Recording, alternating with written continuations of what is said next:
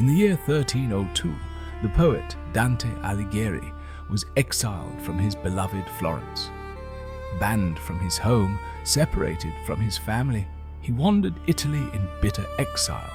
At age 35, midway through life's journey, he found himself lost in darkness.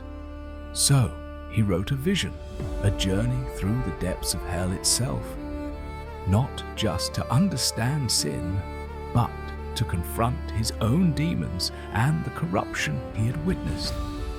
This is his Inferno. In the year 1300, the poet Dante Alighieri found himself lost in a dark wood. The straight path to salvation had vanished, and he wandered in shadow and confusion. He tried to climb toward light on a distant hill, but three beasts drove him back into darkness. A leopard of desire, a lion of violence, and a she-wolf of greed blocked every path forward. Then from the shadows emerged a figure, the ancient Roman poet Virgil, sent to guide him. Only by witnessing the depths of hell could Dante understand sin and find his way back to grace. Together they descended toward the gate, where massive doors of iron and stone loomed before them, inscribed above in words of terrible finality.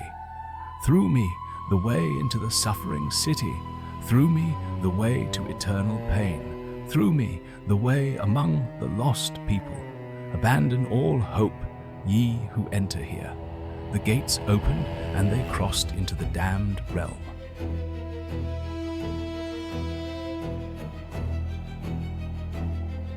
In darkness, they descended to the first circle, where dwelt the virtuous pagans without Christ. Here there was no torture, no fire, no physical pain, only eternal separation from God. Hope denied forever to those who lived good lives but died without knowledge of salvation. The souls sighed in endless longing, aware of what they could never have despite their virtue. A noble castle stood in this place, surrounded by 7 walls and flowing with gentle light. Among them walked the great philosophers and poets, Homer, Aristotle, Socrates in melancholy. This was Virgil's own home, for he too died before Christ and could never enter paradise. Deeper they went, leaving Limbo behind, descending toward circles of true torment and pain.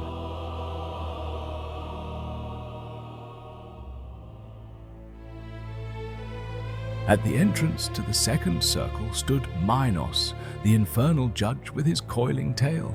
His tail wrapped around himself. Once for each circle the soul must descend to in damnation.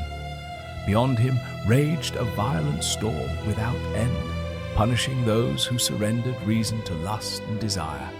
Endless winds tore at the lustful souls, giving no rest, just as passion once drove them in life. The air was thick with moans and cries as bodies tumbled helplessly through the black tempest.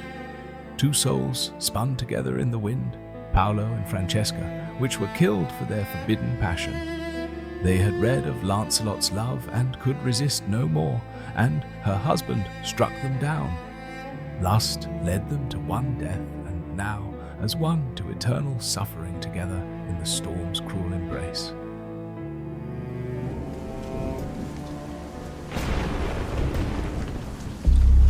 In the third circle, freezing rain and hail fell without end upon the gluttons in putrid slush. The mud was thick with rotting waste, and the souls wallowed like swine in their own filth. Cerberus, the 3-headed beast, guarded this realm, clawing and tearing at the wretched souls. His 3 mouths barked and howled, savage and dripping with hunger for the wretched souls. He forced them to consume excrement and rot as they once consumed excess without restraint. They had lived only for the pleasure of taste. Now they tasted only misery and endless decay. Those who hoarded food while others starved now lay together, stripped of all human dignity. Unrecognizable in their degradation, they howled and wept in the freezing mire without end.